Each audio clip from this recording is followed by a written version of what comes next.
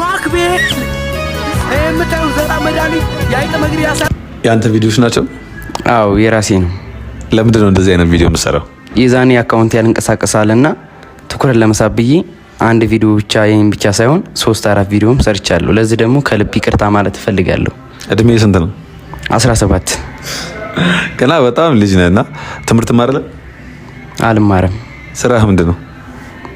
እኔ ስራ አስታውን ባለው የለኝም። ስራ የለም? በሶሻል ሚዲያ ስራ እንዲወጣለት ትፈልጋለህ? አዎ እፈልጋለሁ።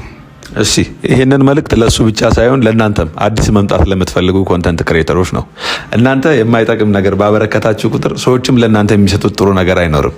በቀጣይ ኮንተንት ክሬተር መሆን የምትፈልጉት ከእናንተ ለሰዎች የምትሰጡት ነገር ካለ ብቻ ሚዲያ ላይ ነው። ከዚህ በኋላ እንደዚህ አይነት ኮንተንት እንዳትሰራ አልሰራም።